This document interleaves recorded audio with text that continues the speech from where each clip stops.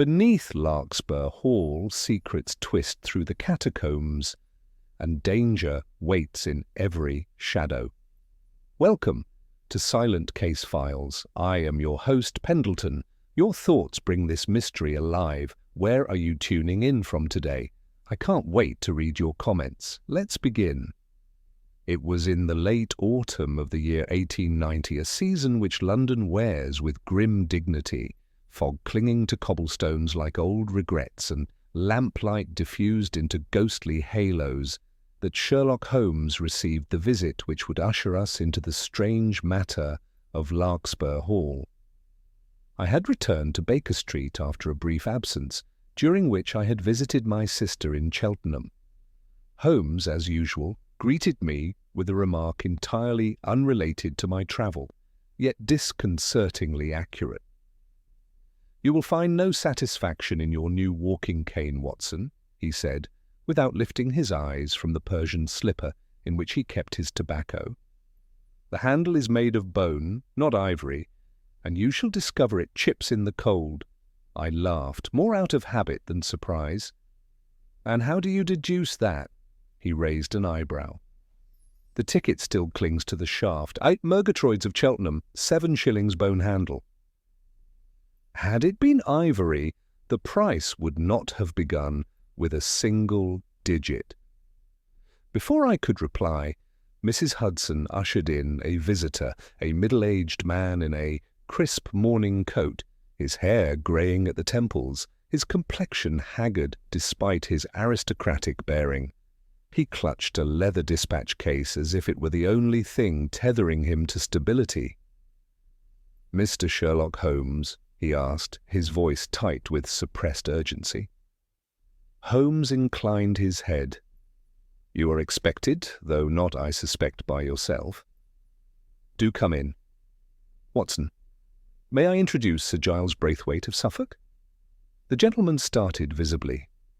"How in God's name—" "Your shoes, sir," Holmes replied, steepling his fingers.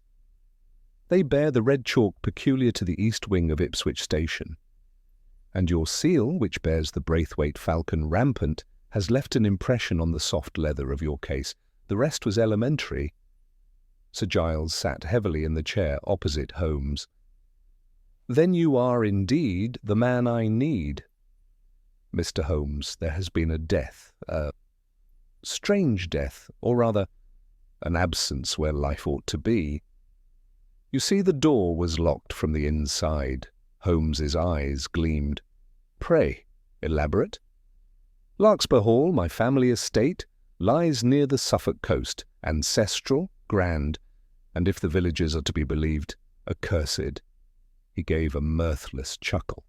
10 days ago, my cousin and estate manager, Frederick Halberd, retired to his study after dinner. The next morning, he was not at breakfast. The door was locked, bolted, in fact, from the inside.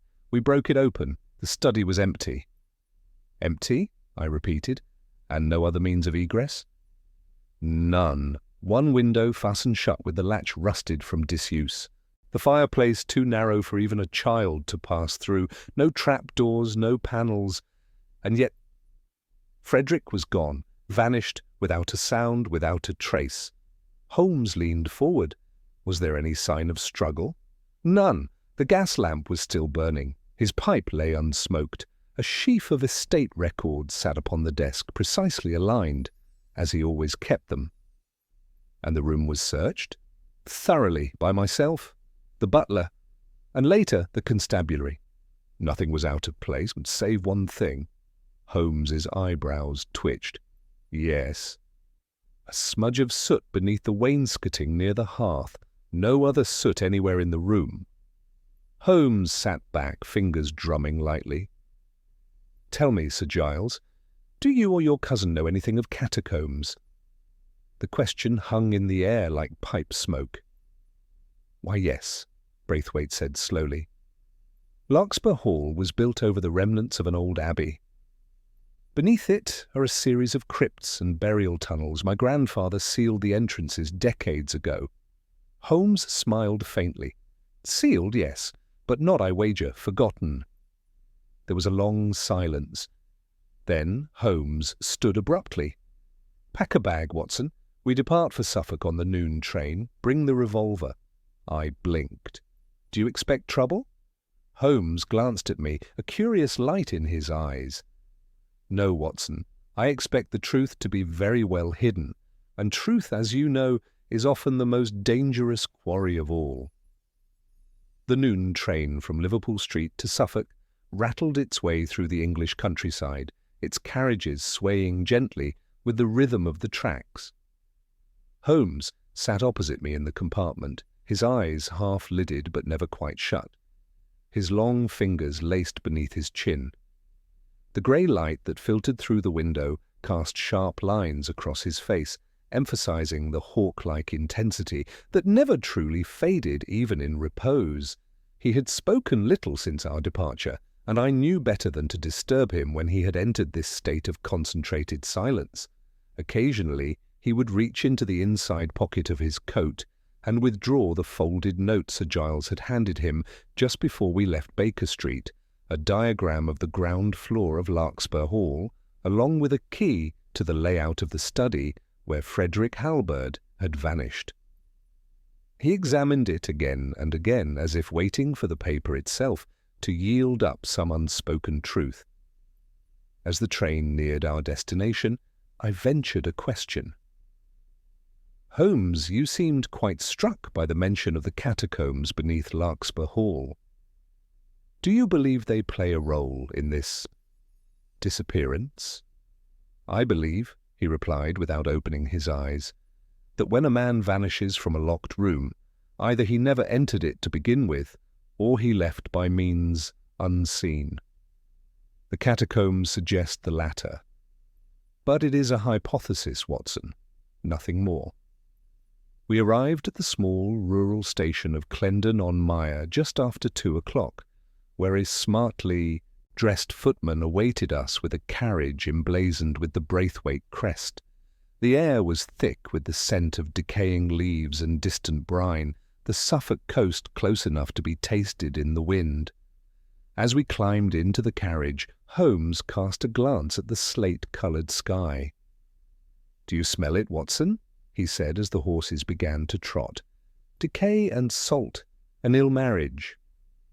The ride to Larkspur Hall took us past fields littered with harvested stubble and stone cottages whose chimneys breathed low, steady smoke. Eventually the road curved into a wooded lane, and there before us stood the hall. It was an imposing structure, Georgian in design but bearing signs of older stonework at the foundations, the remnants, no doubt, of the original abbey Sir Giles had mentioned. The upper windows looked down like eyes half hidden behind dust-blown glass. It was not difficult to imagine why the villagers believed it cursed. Sir Giles met us at the entrance, his expression drawn.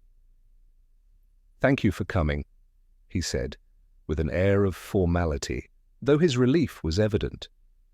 "If you'll follow me, I've ordered the study to be kept as it was." Holmes said nothing, only nodded and followed the baronet through a high-ceilinged hall adorned with ancestral portraits and dark wood panelling. The house was deathly quiet save for the creak of our footsteps and the occasional groan of old timbers settling. We reached the study at the rear of the west wing. A heavy oak door with bolts on the inside and no keyhole accessible from the hallway stood ajar. "I had the lock removed after the constabulary completed their examination," Sir Giles explained, "but I instructed the staff not to disturb the contents." Holmes stepped inside. The room was modest in size, its decor conservative, dark bookshelves, an oriental rug, a sturdy writing desk positioned beneath a tall, narrow window. The gas lamp above the desk had long since burned out, and the hearth lay cold and empty. Holmes moved without speaking, gliding across the room like a chess master circling the board before the first move. He examined the rusted window latch, the untouched papers on the desk, the single armchair that had been turned slightly to face the fire. Then he knelt beside the wainscoting near the fireplace. "This is where the smudge was found?" he asked. "Yes," Sir Giles replied. "We wiped away most of it before realizing it might be significant. I'm afraid that was foolish." "Not at all," Holmes murmured. "Most people are more accustomed to dusting away dirt than preserving it. But tell me, how long had Mr. Halberd occupied this room each evening?" "He took to working here after dinner, usually from 8 until midnight," Sir Giles replied. "Always alone. He was meticulous about the estate accounts." "And you say the fireplace is too narrow for a man to climb?" "Absolutely. It leads to a flue that angles abruptly just a foot above the hearth. I had it swept 2 months ago." Holmes produced his magnifying glass and ran it along the edge of the wainscoting. Then, to my surprise, he removed a small penknife from his pocket and pried gently at one of the panels. With a soft click, a portion of the wooden baseboard gave way, revealing a narrow tunnel carved from ancient stone beyond. Sir Giles paled. "Good God, that wasn't there in my grandfather's time." "No," Holmes said. "It predates even him. This, Watson, is not a modern passage. It is part of the original crypt structure." He rose. "Have any workmen or restoration crews been on the premises in the last year?" Sir Giles nodded slowly. "Yes, now that you mention it. 2 masons from the village of Ledgwick came in spring to repair some crumbling mortar in the cellars. Why do you ask?" "Because someone has recently disturbed these stones from the inside. Look, see here, where the dust is newer, and the slight scuffing from a boot heel. Someone knew of this entrance. Someone used it." He turned to me. "Fetch a lantern, Watson. We go underground." We descended into the bowels of Larkspur Hall, not through the fireplace, but by way of the servant stairs that led to the cellars. Holmes insisted we keep the concealed panel untouched for now. The air grew colder, the stone underfoot damp and uneven. At the far end of the wine cellar, we found a wrought iron gate leading to what had once been a crypt, a narrow corridor lined with alcoves and old ecclesiastical carvings, some half eroded by time and moisture. Holmes held the lantern aloft, his eyes scanning the ancient walls with avid precision. "Note the footprints, Watson, a single set, leading in and out." He knelt beside one patch of disturbed dust and lifted something between his fingers, a small, cylindrical object, no larger than a thimble. "A wax earplug," he said, examining it. Softened, then pressed into the ear canal. "Curious. What would Halberd have needed this for?" "Perhaps he feared a noise," I offered. "Or was avoiding one," Holmes replied grimly. "Come." The passage narrowed and twisted, eventually terminating in a low stone arch. Just before it, Holmes paused and pointed to the wall on the left. Fresh chisel marks scarred the surface. "This was bricked up once, very recently, and hastily." He knocked twice with the butt of his walking stick. A hollow echo returned. Without another word, Holmes pressed his shoulder against the stone and shoved. The wall groaned, but did not yield. "Fetch Sir Giles," he said, "and a mason if he has one on hand. I would very much like to see what's behind this wall before another night passes. I believe, Watson, we are closer to Mr. Halberd than anyone suspects." As I turned to hurry back, I glanced once more at Holmes. His face lit eerily from below by the lantern, his expression sharp as the tools of the old Abbey's builders. Whatever lay beyond that sealed crypt, Holmes intended to find it. And I, though my heart pounded with apprehension, would not be far behind. It was nearing twilight by the time Sir Giles returned with a local mason, a broad-shouldered man named Elijah Fenn, who bore the weariness of honest labour in his face and hands. Holmes greeted him with a curt nod and stepped aside from the wall. "You see the recent mortar work here?" Holmes gestured with the lantern, the light casting flickering shadows over the rough chisel marks. "I would like this removed carefully." Whatever was concealed here was done so in haste, and I suspect not more than a fortnight ago. Elijah examined the wall closely, his brow furrowed. Aye, this is fresh. Poor job too, almost as if someone didn't care whether it held. Bit of lime dust still loose. He set to work immediately, chipping away at the makeshift barrier with professional efficiency. Sir Giles, Holmes, and I stood back, watching as fragments of mortar and stone fell away. Holmes' eyes never left the emerging gap. His stillness belied the tension I knew was running through him like taut wire. After perhaps 20 minutes, the final bricks were dislodged, and a gust of cold, stale air surged out from the hollow beyond. Elijah stepped back, holding up his hands. There you go, gentlemen. I'd keep that lantern high. God knows what you'll find in there. Holmes handed me the lantern and drew his revolver from his coat. Stay close, Watson. The space beyond was low and narrow, a forgotten chamber no wider than a cupboard. Dust lay thick on the floor, and cobwebs clung to every corner. But it was not the gloom nor the smell of age that caught my breath. It was the shape slumped against the far wall. Holmes was there in an instant. Bring the light, he said sharply. I stepped forward and raised the lantern. There, half curled in the dust, lay a man. His clothes, though smeared with dirt, were clearly those of a gentleman. Fine waistcoat, leather shoes, and a watch chain broken and dangling from a pocket. His eyes stared blankly upward, and his face was marked by an expression I would not soon forget: shock, fear, and a trace of pain frozen in the moment of death. Frederick Halberd, Sir Giles whispered behind me. Dear God! Holmes crouched beside the corpse and examined the hands, the wrists, the lips. Dead at least a week, he muttered. Possibly more. No visible wounds, no blood, no signs of violence. Could he have been locked in? I asked. Left to starve? Holmes shook his head. The door was sealed from the outside, yes, but look here.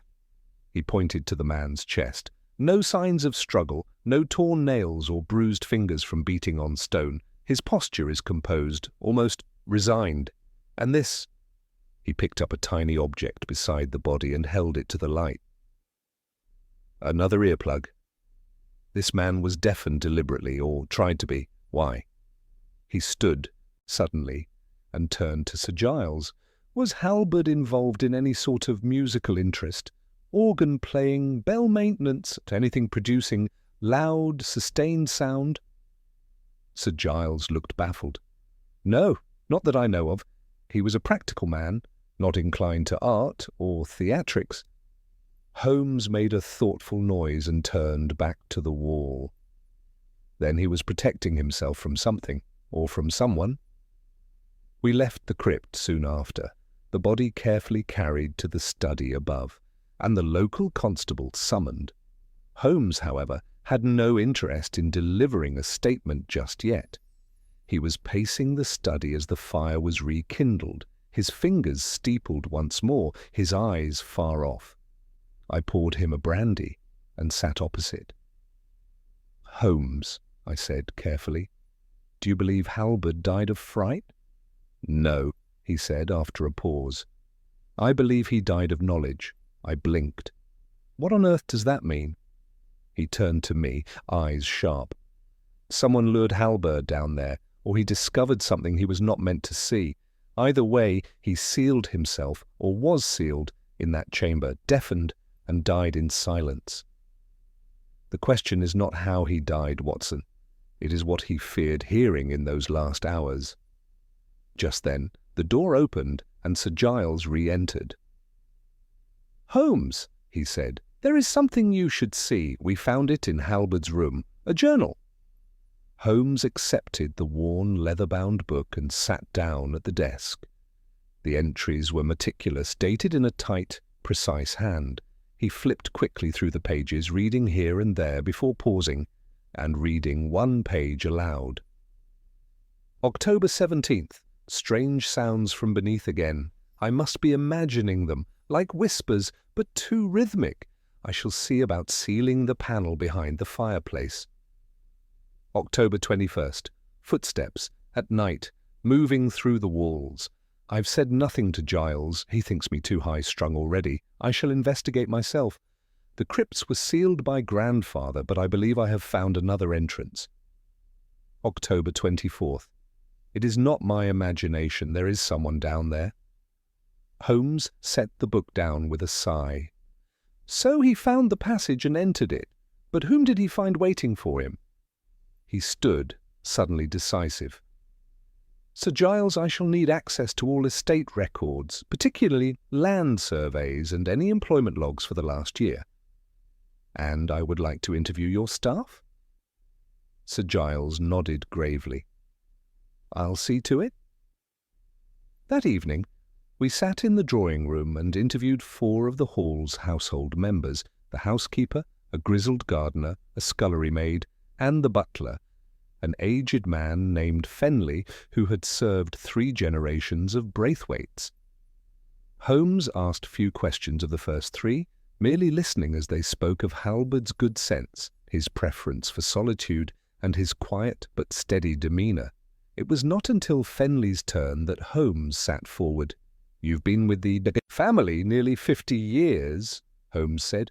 "You must know the Hall better than any living soul." Fenley nodded. "Aye, sir. Born into service like my father. Never married. Never had the time." Holmes's tone remained casual. "And the catacombs? You know of them?" Fenley looked uneasy. "Knew they existed, sir. Never been down there myself. Mr. Halbert asked about them a month ago, but I told him all I knew. Just old stories, the crypts, secret burial places." Holmes' eyes narrowed. "Did you ever hear any sounds from below?" Fenley hesitated, then nodded slowly. "Sometimes, sir. At night. Not voices exactly, more like a vibration, like a hum. Told myself it was the wind, but it weren't. Not always." Holmes pressed on. "And do you know of anyone on the staff, present or past, who may have had access to the crypts?" Fenley's eyes flickered. "Well, only the masons. Elijah and his boy. They were here 2 weeks to repair the cellar vaulting. Mr. Halbert oversaw the work personally." Holmes stood. "That will do, Fenley, thank you." As the old butler left the room, Holmes turned to me. "The pattern forms. Someone used the mason's arrival as a cover to reopen the crypt passages. Halbert became suspicious, investigated, and was silenced, not with a blow, but with fear and secrecy. We now must find who guided him there, and why."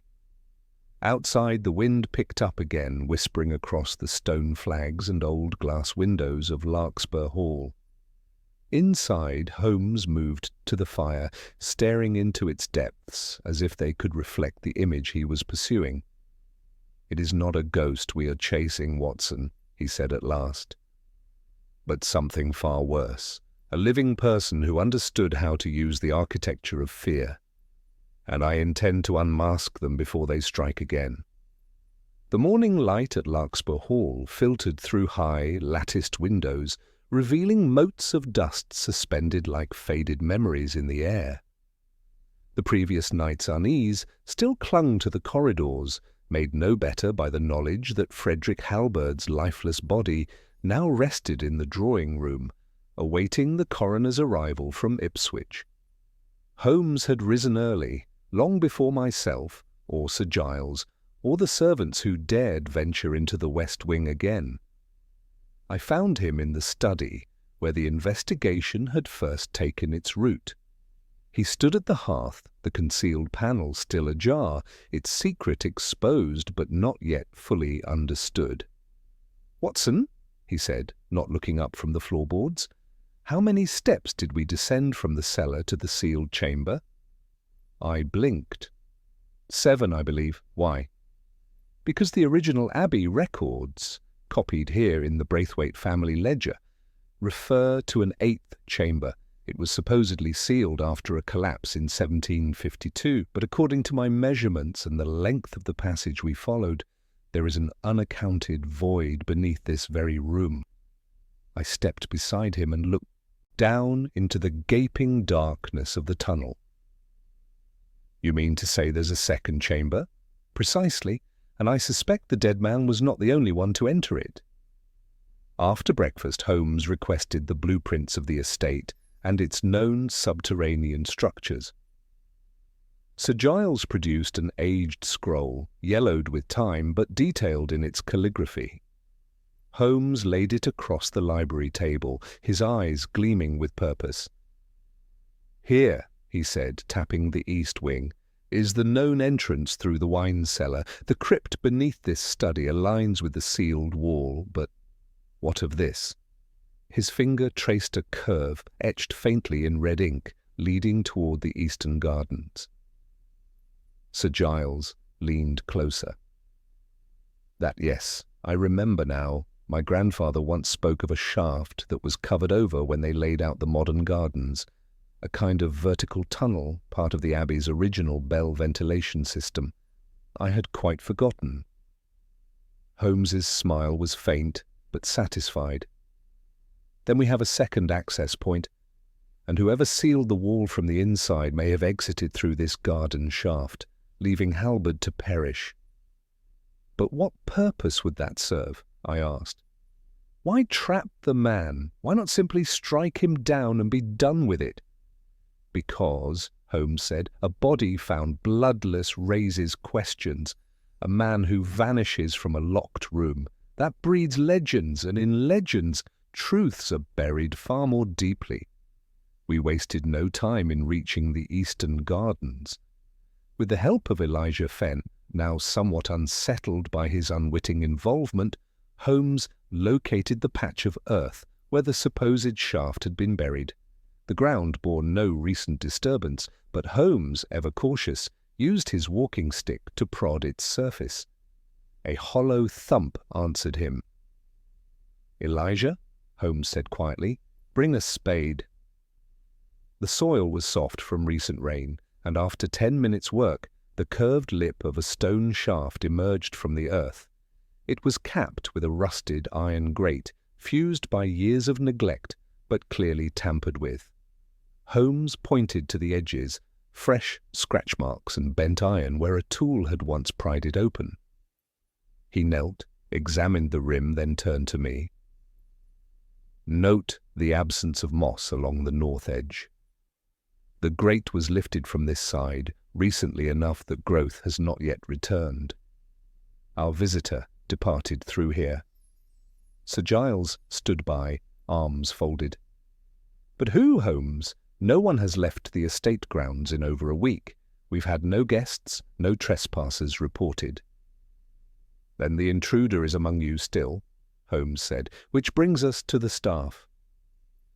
We returned to the house where Holmes requested a full list of employees, past and present, who had resided at Larkspur Hall within the last 12 months. The list was short, 11 names including Fenley the butler, the housekeeper, 3 footmen, one of whom had left 2 months prior, a cook, and several groundsmen. At tea, Holmes' insistence, he questioned each of them again, but this time separately and with purpose. He dismissed most of them quickly, their answers rehearsed, but harmless. It was not until the second footman, a lean young man named Peter Mallon, entered the study that Holmes's demeanour subtly changed. Mallon was clean-shaven, polite and deferential, but something about his eyes did not sit well with Holmes. They darted to the fireplace, to the floor, to the journal on the desk. "You served Mr. Halberd directly?" Holmes asked. "On occasion, sir. Brought him tea most evenings. He preferred to be alone." "Did you ever notice anything strange in his behaviour?" Mallon shifted. "He was nervous lately, kept his door locked. Once asked me if I heard anything strange at night. I said no."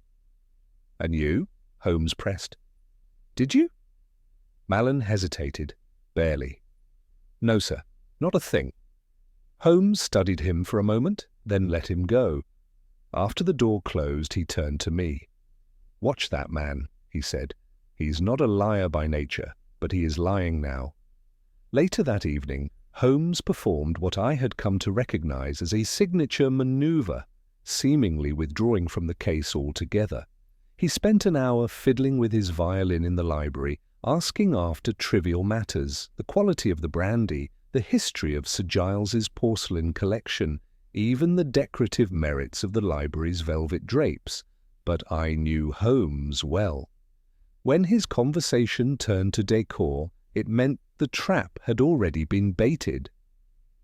At precisely midnight, Holmes and I crept down the servants' corridor that led past the scullery. In his hand he carried the lantern, its glow dampened by a makeshift shade. At the end of the corridor was a narrow wooden staircase, one that led directly above the crypt chamber. Holmes paused there and motioned for silence. For 5 minutes there was only the sound of the house settling. Then we heard it. Footsteps, slow and cautious, descending the opposite wing toward the wine cellar. Holmes extinguished the lantern. We followed the sound in complete darkness, navigating by memory and the faintest sliver of moonlight that crept in through the upper windows. We reached the cellar archway just in time to see a figure crouched before the concealed panel in the fireplace wall, hands working deftly, silently. Holmes stepped forward and struck a match. The light flared and illuminated the face of Peter Mallon. He froze. Holmes said nothing for a long moment. Then, quietly, "You were clever. You waited until all believed Halberd dead by ghost or myth. But myths require maintenance, don't they?"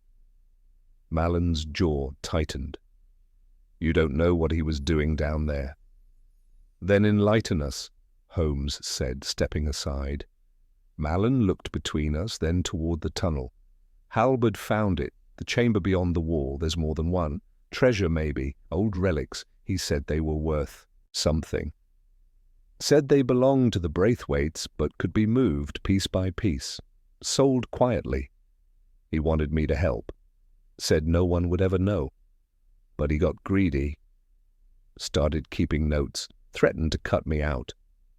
"You sealed him in," Holmes said. Mallon's voice was low. "He went down there with the list of items. I told him I'd be right behind him. I sealed the wall while he was inside. I thought if he stayed long enough, he'd lose his nerve, give up the notes. But he didn't. He just stayed." Holmes looked grave. "And the earplugs?" "Because there were bells," Mallon said, eyes darting. "Ringing. I heard them when I went down, just once, but they weren't real, or maybe they were. The air moves strangely there." Halberd said it was the past echoing forward. Holmes said nothing more. He retrieved the revolver from his coat and gestured toward the stair. "Dr. Watson, would you kindly inform Sir Giles that we have resolved the mystery? And request he summon the local constable once more. Mr. Mallon will not attempt escape. He has already been running from something far deeper than the law." As Mallon was led away, Holmes stared again into the black mouth of the tunnel. "There are truths down there, Watson," he said softly. "Some buried by time, others by guilt. I only unearth them. What men do with them, that is another matter entirely." The events of the night had cast a shadow even deeper than those that already haunted Larkspur Hall. The arrest of Peter Mallon in the early hours was met with disbelief by the household, especially by Fenley, who had long considered the young footman respectful, diligent, and loyal. Yet the evidence and the quiet, damning confession left little room for doubt. Holmes, however, was far from satisfied. We sat in the library the next morning, the fire burning low and rain lashing against the tall windows. Holmes had taken up his usual post by the hearth, knees drawn close, fingers laced, eyes flickering not with triumph, but contemplation. "You seem uneasy," I ventured, Surely Mallen's account explains Halbert's disappearance? It explains his death, yes, Holmes murmured. But not the whole of it. There are inconsistencies, Watson, small things, but they gnaw at me. Mallen is a coward, not a schemer. He stumbled into opportunity, but he was not the architect. Someone else led Halberd to the crypt long before Mallen made his decision to trap him there. I was about to respond when Sir Giles entered, his expression taut. "I've just returned from speaking with the local magistrate," he said.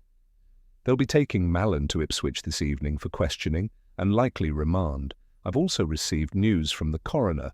Halberd's cause of death appears to be undetermined. No injuries, no toxins. They suspect heart failure, perhaps brought on by prolonged stress. Or by something seen or heard down there," Holmes said, rising. "Sir Giles, may I see Halberd's journal again?"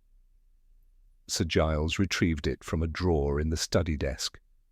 Holmes opened it to the final entries and read again, his finger tapping at the margins. "Do you notice the pattern, Watson? Look here. On October 17th, he hears whispers. On the 21st, footsteps. By the 24th, he is convinced of another presence. And on the final page, he writes only one word." Holmes showed me the passage. "October 25th, bell." "That is what has troubled me," Holmes continued. "Why bell? Singular. Not bells, not sounds, not an apparition. And why did both he and Mallen use earplugs? Not to silence whispers or footfalls, but something piercing, overwhelming, something real." "But wouldn't that suggest someone was ringing a bell in the crypt?" I asked. "Surely we'd have heard it?" Holmes closed the book with a snap. "Unless it isn't being rung now. What if what they heard was not a sound in the present, but a resonance? An echo of something trapped in the stone? What if this has happened before?" He turned to Sir Giles. "You said your grandfather sealed the crypts?" "Yes. After a series of accidents, collapses mostly, but there were rumours, servants seeing lights below, hearing voices. Nonsense, of course." Holmes was already reaching for his coat. "Where are his personal papers, journals, letters, anything he might have recorded during those events?"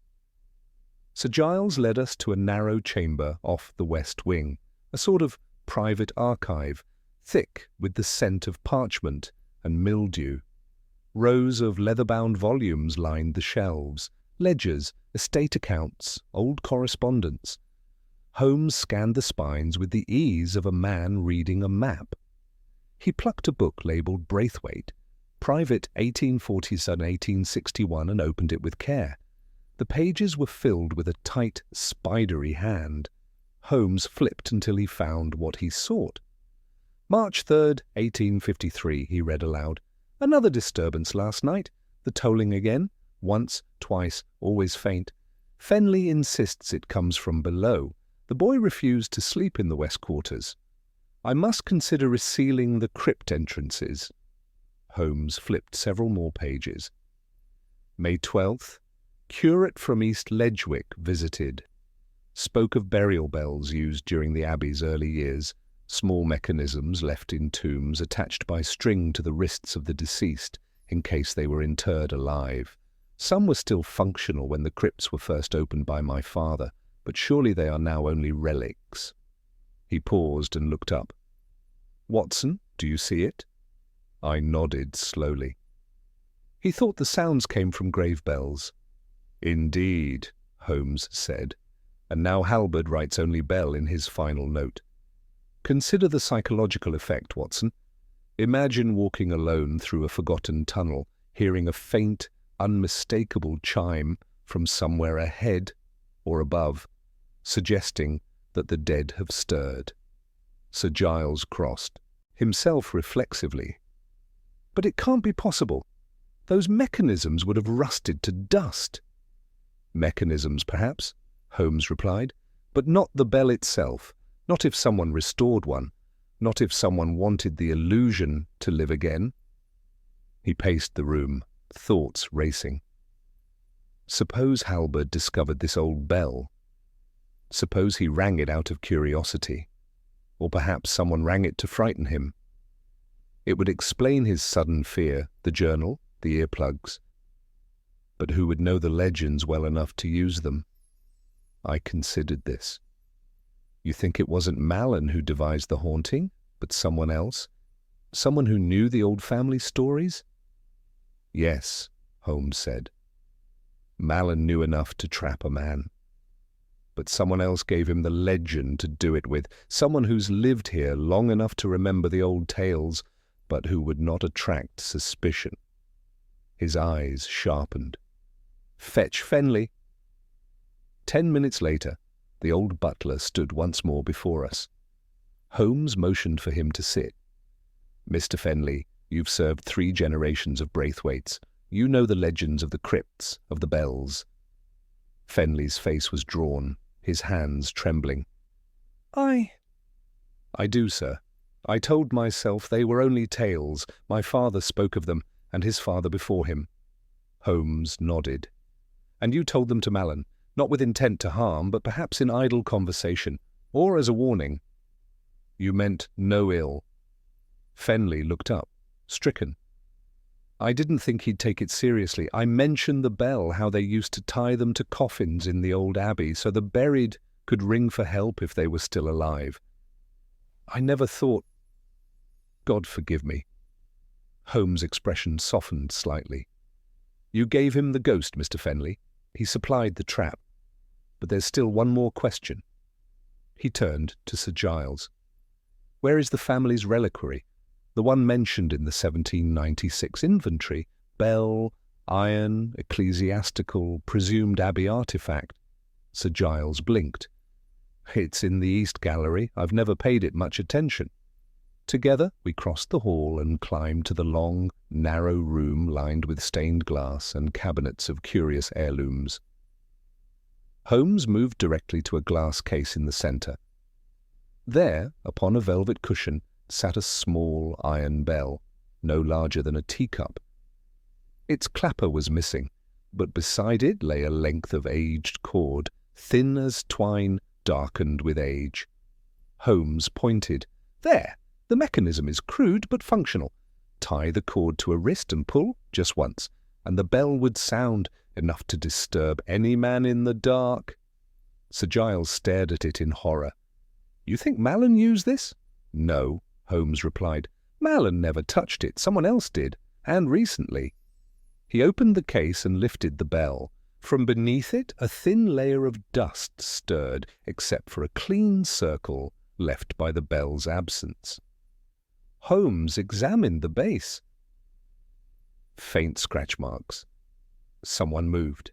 This. Someone took it down below, then returned it before anyone noticed, but not before using it. He looked at Fenley, who now sat white as chalk. You didn't mean to frighten Halberd to death, but you did. By sharing the story, by keeping the relic, by failing to dismiss the legend, you gave shape to his dread. And Malin, he took it too far, Fenley said, voice cracking. Halberd was harsh to him, always had been. I didn't think the lad had it in him. Holmes set the bell down gently. This was not a murder of knives or poison, Watson. It was a murder by suggestion, by fear, by silence. A man was buried not in earth, but in myth, and that myth was made real. As we walked back to the study, Holmes turned to me, his voice low. We often think the dead rest in peace, but what truly haunts men is not death, but doubt.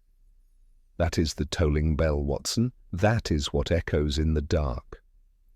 And behind us, through the silent corridors of Larkspur Hall, the sound of that final word seemed to hang long after it had been spoken. The weather had turned again by afternoon, a heavy mist rolling in from the coast, swallowing the grounds of Larkspur Hall, until even the stone lions flanking the east terrace vanished in vapour. Within the house the atmosphere had shifted too.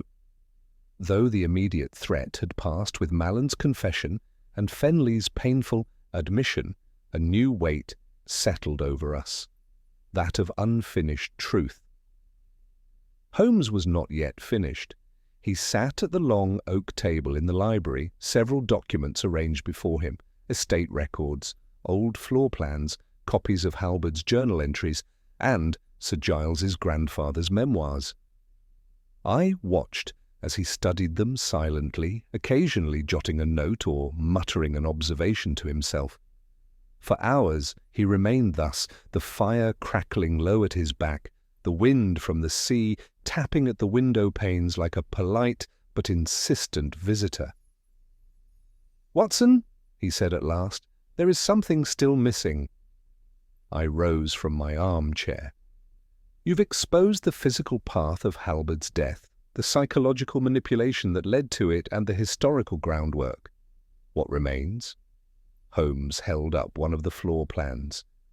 "Do you remember the 8th chamber, the one I suspected lay directly beneath the study? Of course it was sealed, wasn't it?" Holmes tapped the parchment. "That's what I assumed. But this blueprint predates the supposed collapse, and it marks something curious. A second stairwell, diverging sharply beneath the east wing, and not accounted for in any current layout of the house. This stairwell leads beyond the boundaries of the Abbey crypt. Look here, a void marked only as interdicted space." "Interdicted?" I echoed. "As in prohibited?" He nodded. "The term was ecclesiastical, spaces where rites could not be held. It was rare, reserved for areas deemed heretical or dangerous. I believe there is more beneath Larkspur Hall than crypts and relics, Watson. I believe Halbert found it." Moments later, lantern in hand, we descended once more into the cellar. The passage to the crypt had been closed off temporarily with boards, but Holmes removed them quickly and motioned for me to follow. This time we turned not toward the sealed wall where Halbert had died, but the opposite direction, into a lower, narrower passage, one that twisted like the burrow of some subterranean creature. We ducked beneath arches of crumbling stone, past niches where disused candelabras and corroded chains hinted at earlier, grimmer purposes. After 20 yards, Holmes stopped before a moss-covered wall. "Feel here," he said. I placed my palm against the stone. It was damp, nothing surprising in itself, but my fingers met with a faint vibration, like a pulsing, a breath, perhaps, or something worse. Holmes pressed his shoulder to the wall and shoved. To my astonishment, it gave way. Beyond lay a spiral staircase, ancient and steep, its centre vanishing into the gloom. The air grew colder with each step, thick with earth and lichen and a strange metallic tang. "I've smelt that before," I muttered. "Blood," Holmes said. "Or something made to smell like it." We reached the bottom and emerged into a large, circular chamber, its ceiling supported by ribbed arches, its walls inscribed with Latin phrases I could not immediately translate. In the centre was a dais of black stone, upon which stood an iron lectern, and beside it another bell, this one cracked down one side. Holmes stepped forward and ran a finger along the lectern's surface. "This," he said, "was never meant for worship. Look at the inscriptions. Mortuus est qui audit. He who hears is dead."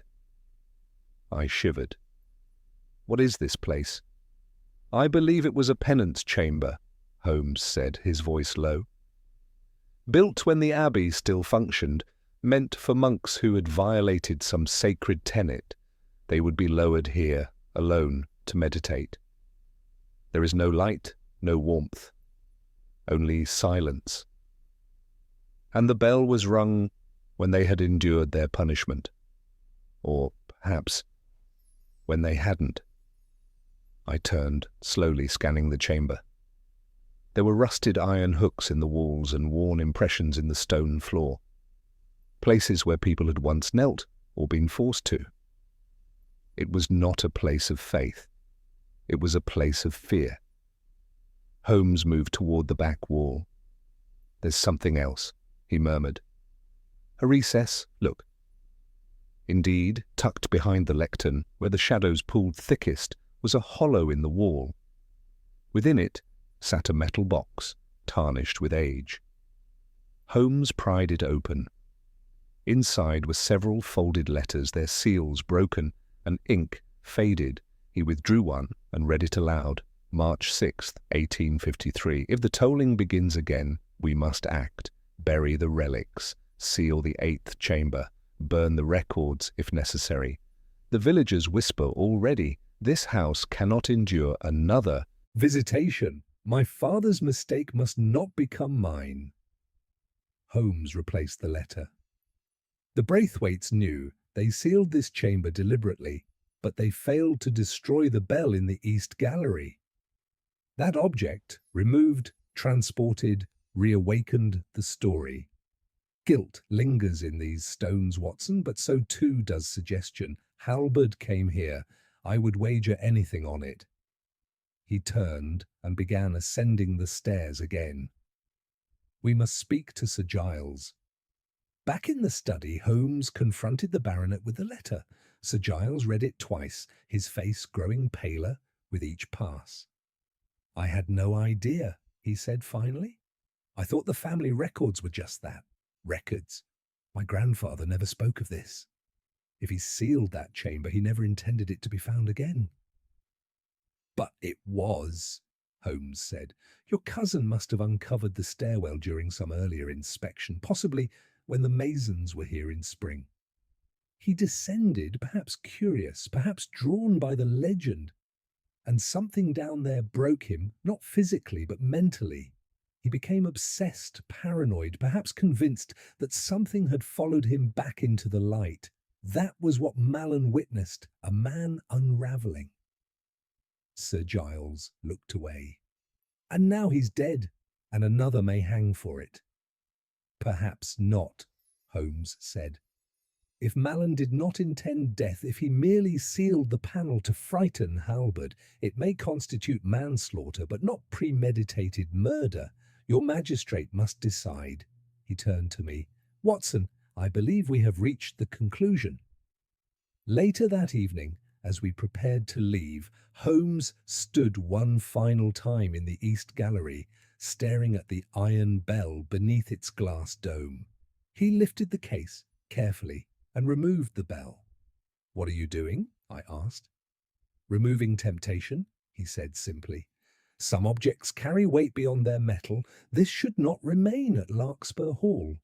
He handed it to Sir Giles. Destroy it, tonight. The baronet nodded solemnly. We departed at dawn. As the carriage pulled away from the hall, I turned to Holmes. Do you think the house is truly free of the past now? Holmes didn't answer at first. Then softly, no house is ever free of its past, Watson, but sometimes truth can silence what superstition cannot. That must suffice. I looked back through the mist toward the retreating spires of Larkspur Hall, and for the first time in days I did not hear a bell. The following days found us once more in the quiet comfort of 221B Baker Street. The mist and gloom of Larkspur Hall had given way to the more familiar London fog, which hung heavy outside our windows like a blanket of memory. Holmes had returned to his violin, drawing from it sombre, meditative tones.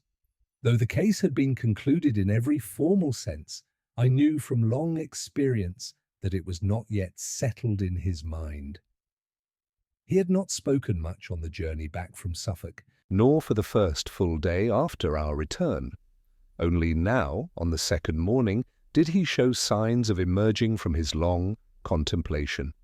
I have been thinking, he said, setting aside his instrument. There is a curious thing about guilt, Watson. It lingers longer than evidence and leaves deeper traces than footprints.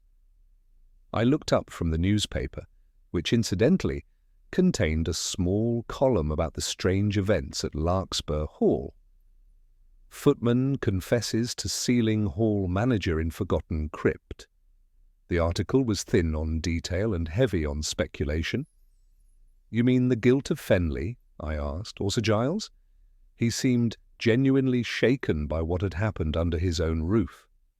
"No," Holmes said, rising. "I am not speaking of Fenley, nor of Sir Giles, who is in many ways an unwitting custodian of his family's sins. I mean Mallon." "He confessed," I said. "By your own judgment, he was not the architect of the deception, merely its final executor." "Quite," Holmes replied. "But I believe Mallon did not act alone, even in that final moment." I stared at him. "You believe there was a third party?" Holmes nodded, and now his eyes shone with that familiar glint of intellectual fire. "Consider again what we know. Halbert becomes obsessed with the catacombs. He investigates the old chambers. He hears sounds, bells, footsteps. Fenley unwittingly confirms the legends, but he himself never descended. Mallon helps Halbert on occasion, perhaps grows fearful of what they find. But the sequence of events is too orderly, too precise. The bell is removed from the reliquary and returned without notice. The panel in the study is unsealed and resealed. The eighth chamber, supposedly lost to history, is opened at the perfect moment to receive a terrified man and leave no witnesses.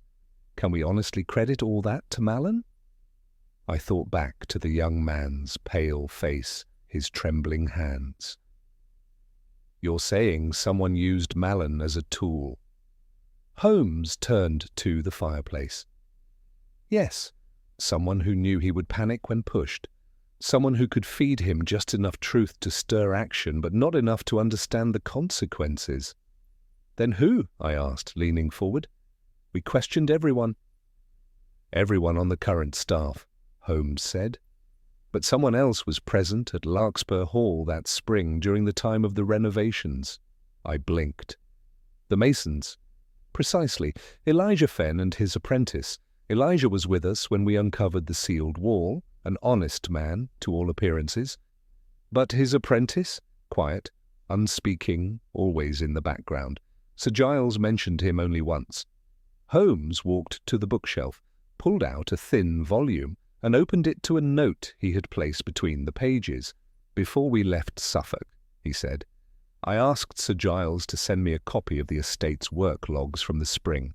They arrived yesterday. Elijah Fenn's assistant is listed only as T. March. No age, no address, no further detail. I made inquiries to the Masons' Guild in Ledgwick. He handed me a small telegram. No record of T. March registered with local chapter. Elijah Fenn works independently, occasionally employs unregistered labourers." Holmes paced again.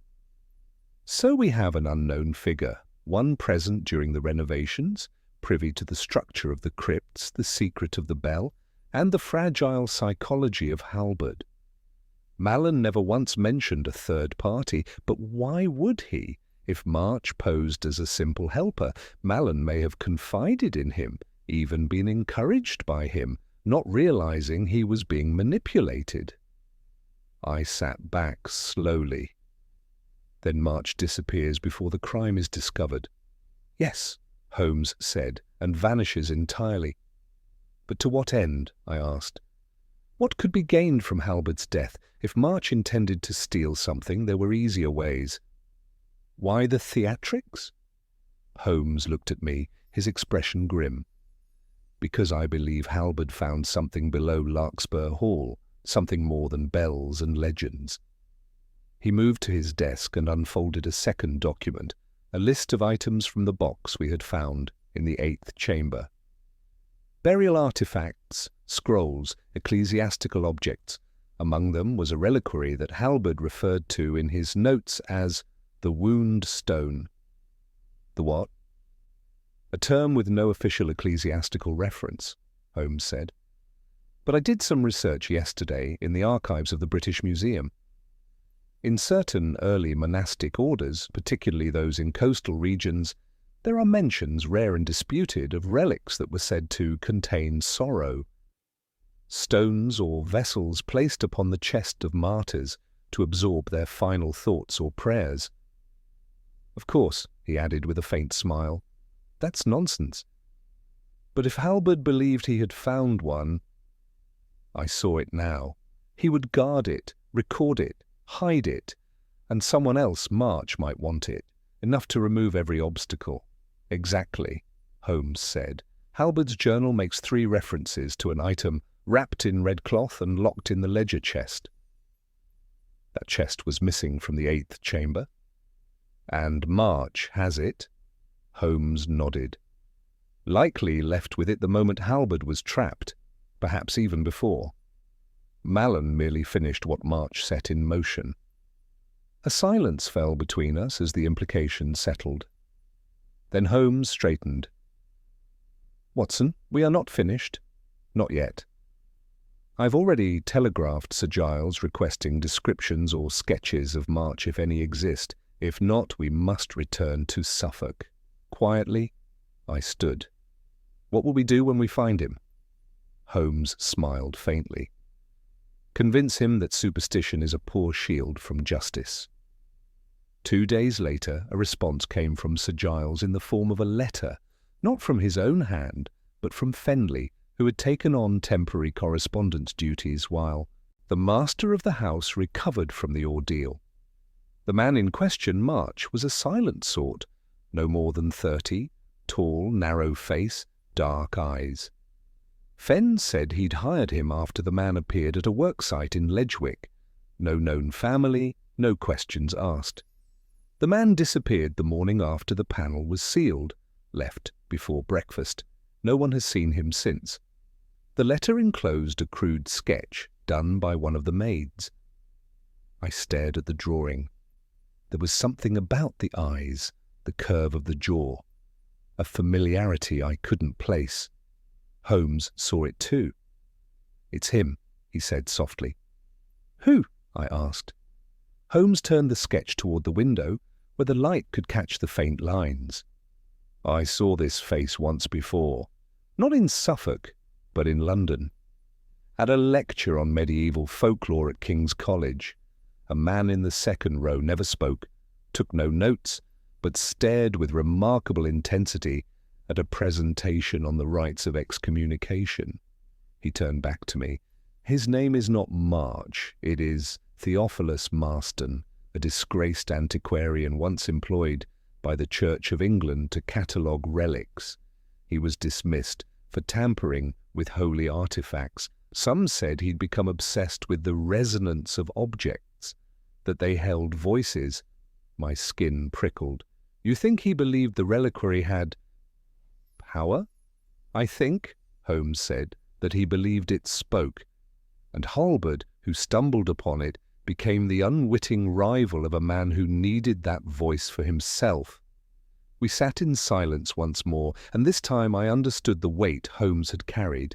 The case had begun with a locked room, a vanished man, and a bell that tolled without hands, but now it ended with a whisper, one that had reached beyond death, carried through stone and silence and fear. Some mysteries, I realized, do not vanish when solved. They echo. Holmes reached for his pipe. "We must find Marston, Watson, before he finds another hall, another bell, another listener." It was just past 8 o'clock the next morning when we arrived at the reading room of the British Museum.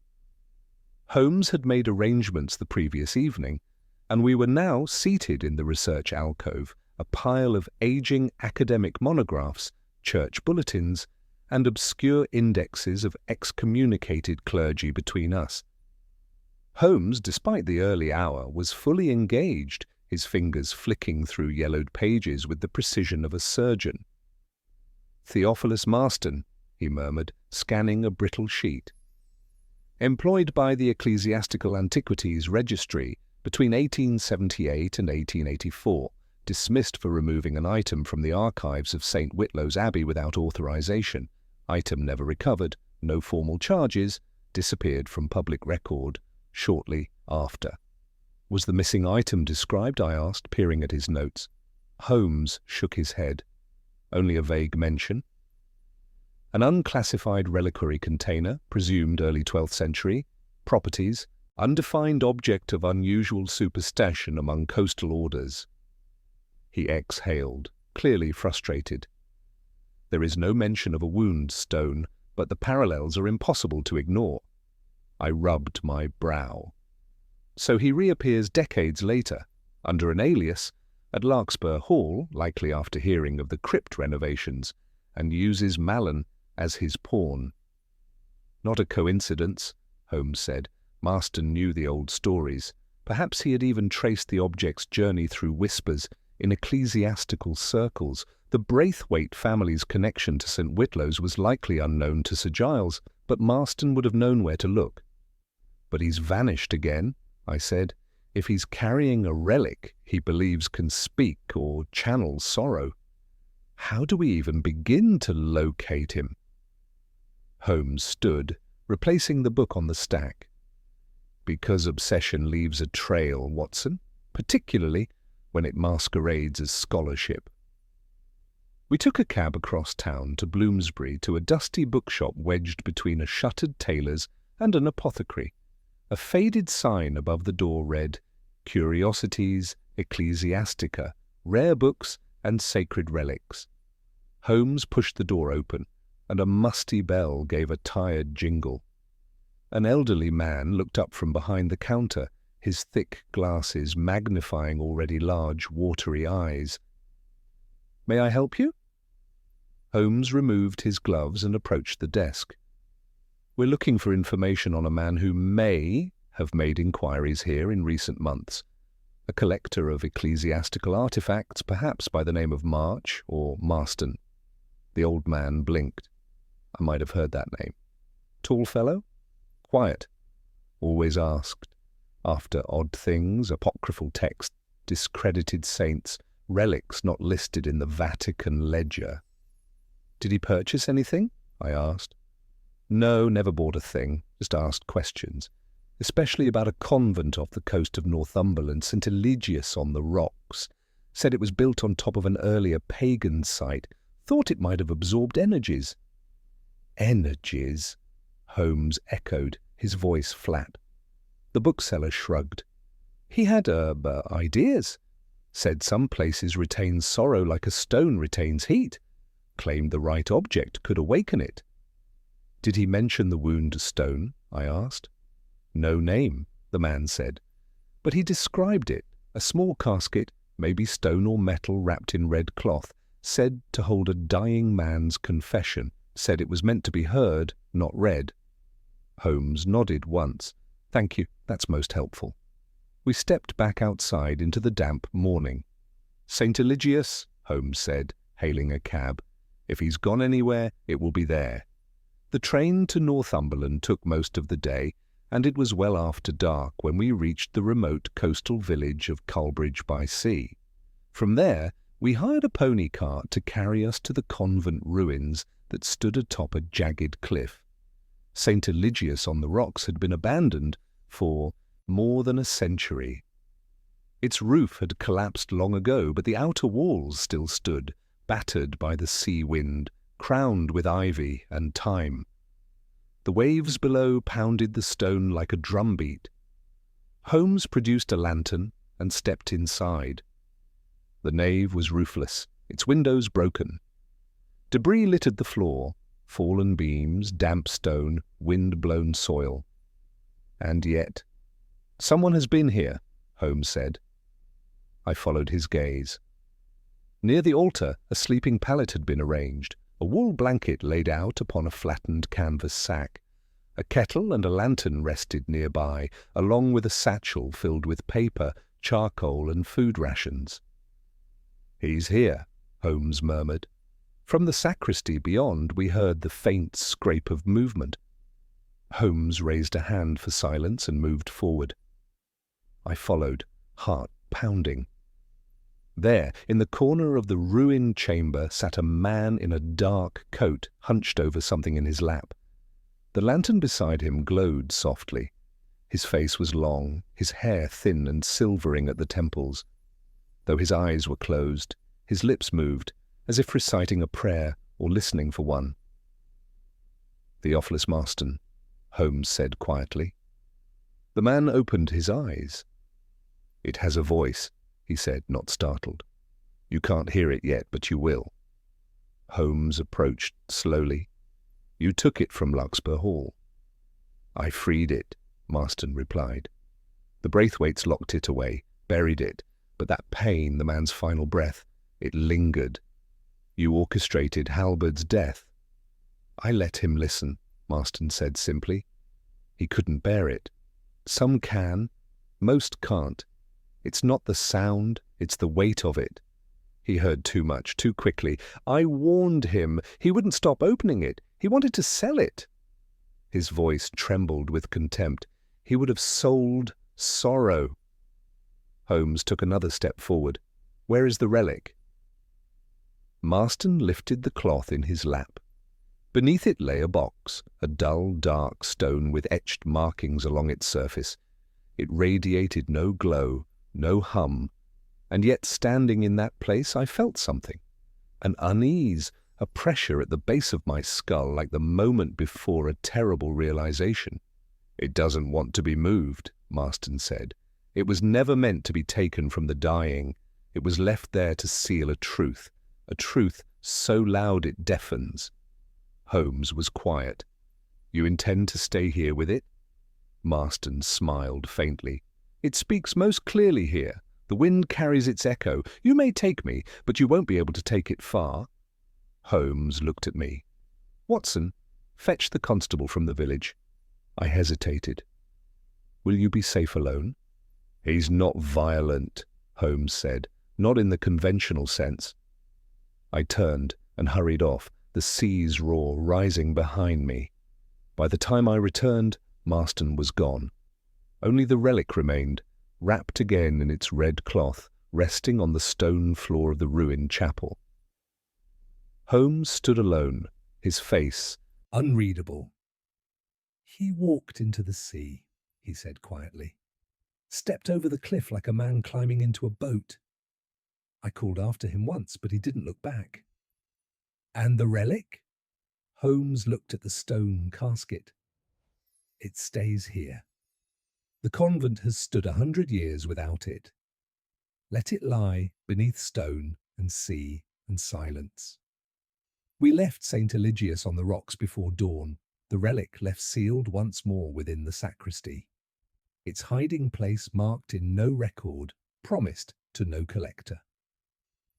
As the sun rose behind us, Holmes sat quietly in the cart, his eyes closed, not in sleep, but in thought. I cannot always prevent evil, Watson, he said, but I can sometimes prevent its repetition. And with that, we returned to London and to silence. London had returned to its familiar pace, the steady clatter of hooves on cobblestones, the hissing of gas lamps and the distant roar of omnibus wheels along Fleet Street. Yet for Holmes and me a silence lingered that neither the city's bustle nor our return to Baker Street could entirely dispel. A week had passed since we left St. Eligius on the rocks. Marston's body had not been recovered. The cliffs he vanished from were infamous for their violent surf and treacherous undercurrents. The villagers in Coleridge spoke little of it. They were used to such disappearances, of sea and sorrow swallowing men without apology. The relic Holmes had arranged was left untouched. Not even the local constabulary was informed of its resting place. Some things, he had said to me, as we boarded the train back to London, are best buried twice. Once by time, and once by intention. Now, back at Baker Street, Holmes was still not himself. He refused cases, he declined guests. His violin lay untouched, the bow resting against the music stand like an abandoned sentence. He spent hours in the armchair by the fire, smoking in brooding silence. And though he had said little, I knew his mind remained fixed on what had been found, and what had been heard beneath Larkspur Hall and atop the cliffs of St. Eligius. It was on a Thursday morning, as I prepared to visit a patient in Marylebone, that the silence broke. "Watson," Holmes said abruptly, startling me with the suddenness of his voice, "tell me, do you believe objects can hold memory?" I turned, taken off guard by both the question and the gravity with which it was asked. "You mean in a spiritual sense?" "No," he replied. In a psychological one, can an artifact, let us say a relic, so associated with grief, death, and secrecy, so steeped in stories of suffering, retain a kind of imprint? Not a haunting, but a suggestion so powerful that it affects the mind of any who comes near it? I considered this. I believe the mind can be shaped by what it fears, what it expects. If one believes something is cursed, one might see misfortune, even where there is none. But I do not believe an object thinks, if that is what you're asking.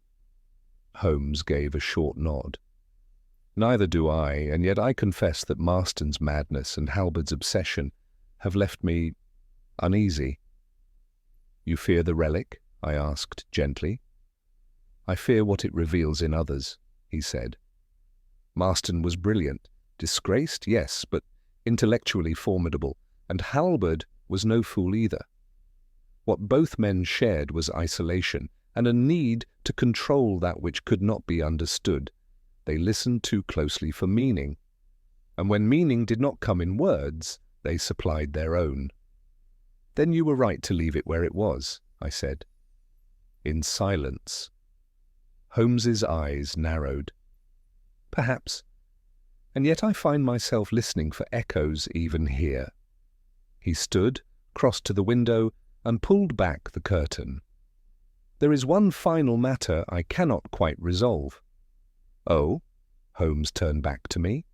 Why did Marston wait? I frowned. Wait? He had the opportunity to disappear long before Halbert's death. He manipulated events expertly, even laid the psychological groundwork for Mallon to take the blame.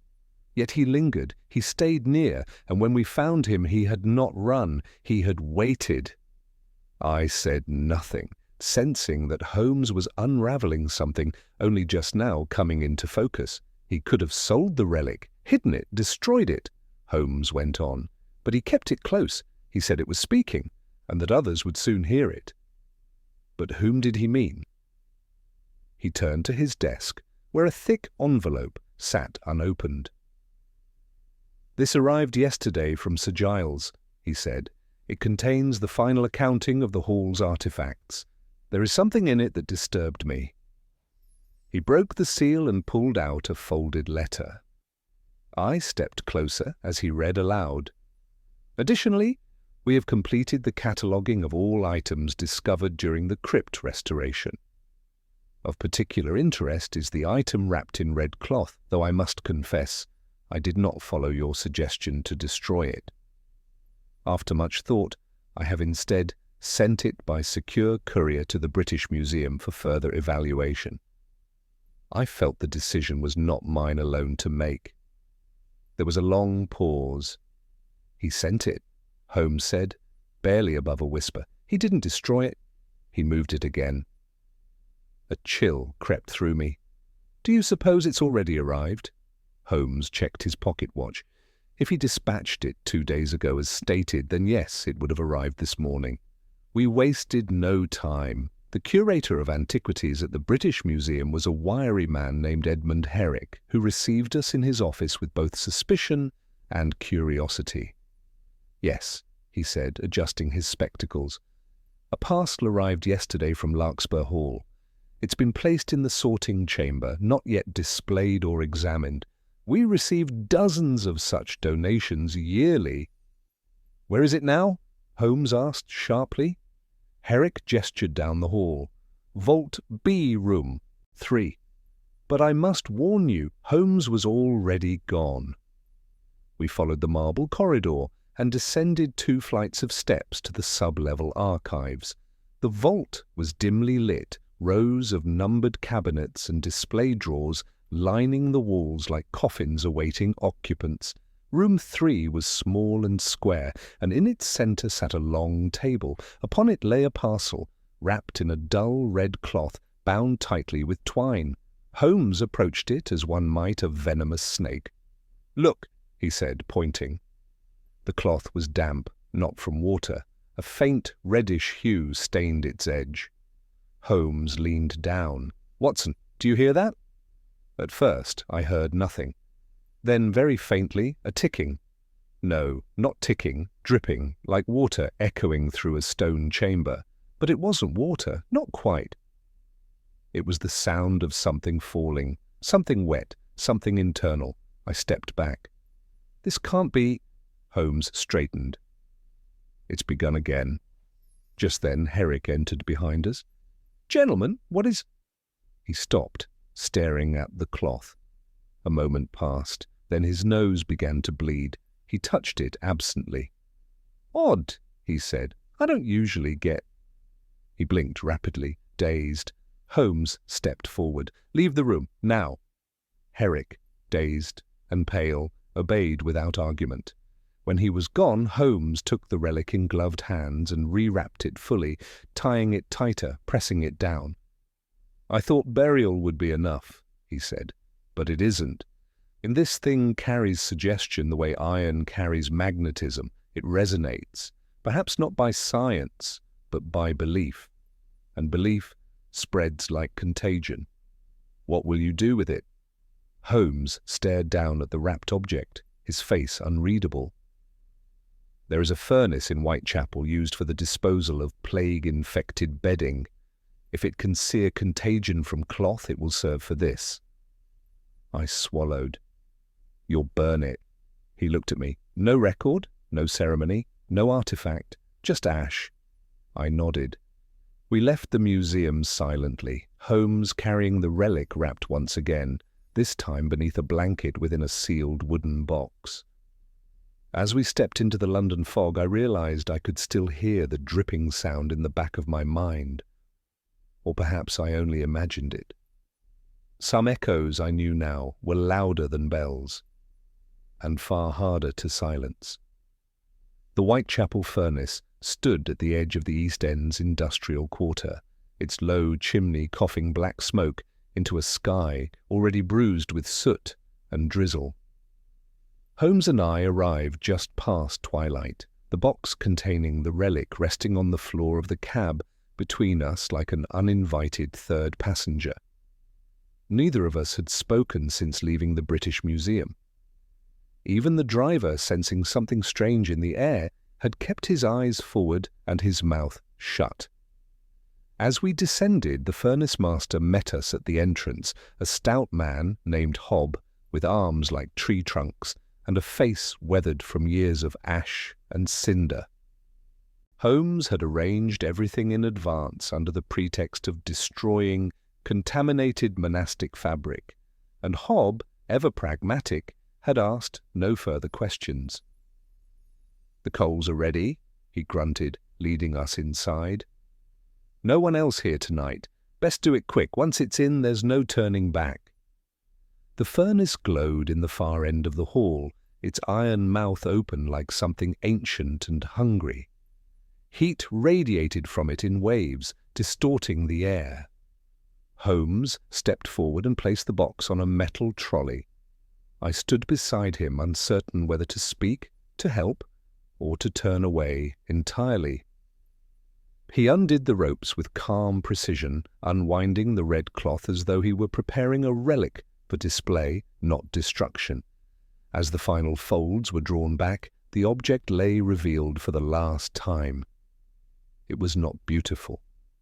A dark, pitted stone box, oblong and rough in texture, its edges chipped by time.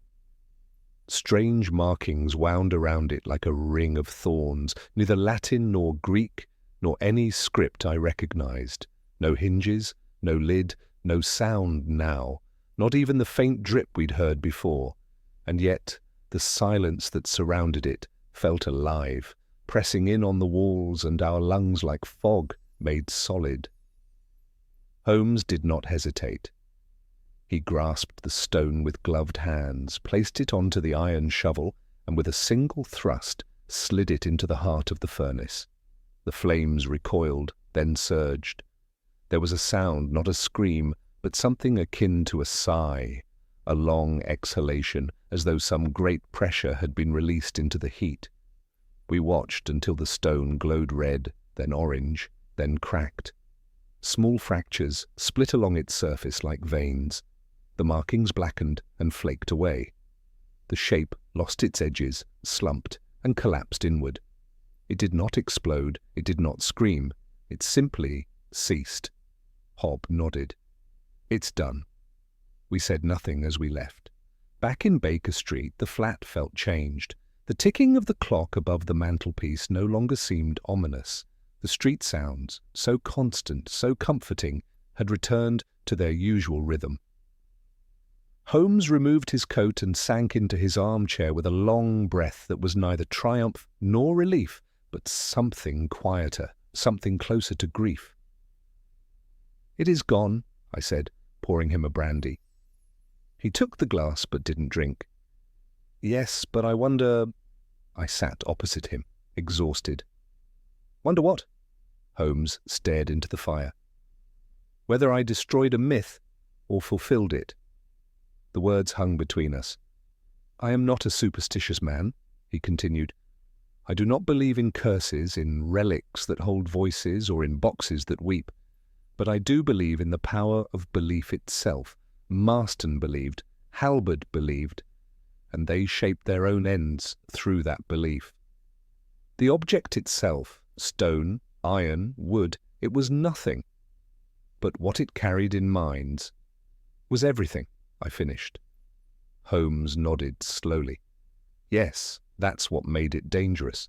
Not what it was, but what it meant." We were quiet a while longer. Then he said, almost absently, "You should write this one up, Watson." "I don't think I shall." He looked at me, eyebrows raised. "I've chronicled many of your cases," I said. "The Baskerville affair, the Sign of Four. But this was no adventure, no puzzle solved with flair. It was something far more delicate. To recount it fully would risk giving it weight again, and I fear that might be enough." Holmes smiled faintly. "A wise decision. Silence in this instance is the better legacy." I sipped my brandy and looked toward the window where a fine mist had begun to coat the glass. "And yet," I said, "the world is not rid of such things, not really. There will always be relics, always be men like Marston, driven not by greed, but by the need to believe, to find meaning even in the hollow places." Holmes tapped ash from his pipe. "Which is why men like us must remain, to draw the line between truth and illusion, and to act when belief becomes dangerous." He stood then and stretched. "I believe I shall sleep tonight, Watson. I find I am content." I rose as well. "That's rare praise coming from you." "Don't spoil it by agreeing." I laughed. The days that followed were peaceful. Holmes took up a new case, a matter involving a stolen Egyptian amulet that proved to be an insurance fraud, and his usual vigour returned. He sparred with Inspector Lestrade, insulted Mycroft's new secretary over lunch at the Diogenes Club, and even composed a short monograph on the acoustics of crypt architecture. The relic was never mentioned again. But late one evening, nearly a fortnight after the affair had ended, I passed Holmes's bedroom and heard him speaking, not loudly, not with fear, but with curiosity. I paused, uncertain whether he was awake or dreaming. He said one word, very softly, "Bell?" and then silence. I stood there a moment longer. Then I turned away and let it pass. I never wrote the story of the Catacombs of Larkspur Hall. Not in my journals, not in my private papers. But I remember every step, every sound, every silence. Some truths are best unrecorded, some echoes should not be amplified, and some bells, once silenced, should never toll again.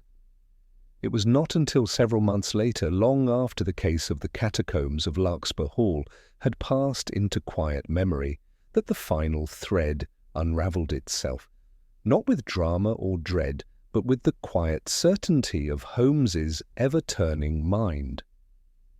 We had just returned from a minor affair in Surrey involving a forged will and an impersonated cousin, hardly worth the ink I might have spent to chronicle it, when Holmes, in one of his moods of contemplative silence, fetched down the familiar locked dispatch box from the top of the bureau. Without a word, He produced a letter, unopened, postmarked, from Suffolk, and addressed in the spidery hand of Sir Giles Braithwaite. "You've not read it?" I asked. "I was waiting," Holmes said. I suspected it would only arrive when the time was right. He slit it open with a knife and read aloud. "Dear Mr. Holmes, you may be pleased or dismayed to learn that after your visit and the destruction of the object in question, the mood at Larkspur Hall has lifted considerably. The house is lighter somehow, no more whispers, no more unexplained noises. Fenley has retired to a cottage by the coast, and the younger staff no longer avoid the west wing. But something strange has occurred. In restoring the study, we discovered a small cavity behind the very panel where the hidden passage had been, a space no wider than a hand's breadth. Inside was a single page of Mr. Halbert's handwriting, crumpled and wedged tightly within. It read, 'He knew before I did, the man in the cellar, not Mallon, not Fenley. I've seen him twice now in the garden. I think he's listening. He always listens.' No signature, no date. Make of that what you will. I have made my peace with it. Yours faithfully, Giles Braithwaite Holmes folded the letter and tucked it back into the envelope without comment. What do you make of it? I asked quietly. That Halbert suspected Marston earlier than we believed, Holmes said. But by the time he realized it, it was too late. He wrote a warning, concealed it, and, perhaps out of pride or fear, told no one. A final attempt to leave behind the truth hidden within stone, poetic in its way. He stood and moved to the fire, watching the embers as if they might stir and speak.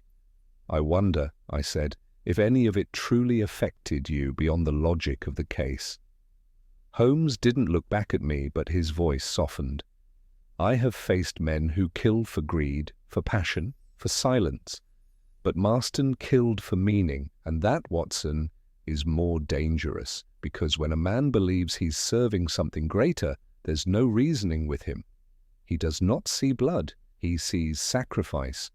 He paused. Truth is rarely sacred, Watson, but the need for it, that can become a religion. There was nothing to say to that.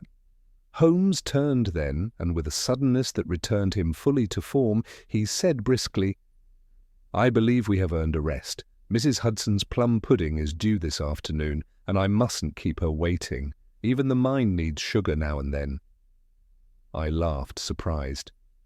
After catacombs and sorrow and echoes, plum pudding? Precisely, he said, lighting his pipe.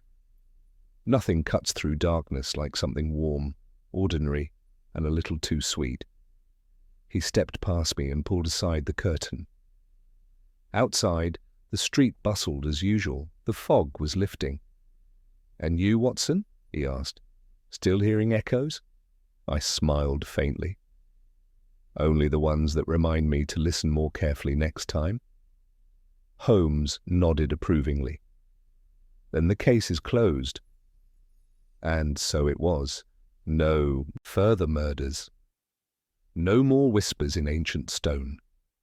Just London and its rain, and a detective who had looked into darkness and walked out, carrying not a relic, but a lesson.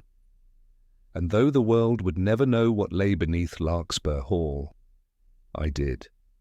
And I knew, too, that some mysteries once solved are not spoken of again. They are simply laid to rest,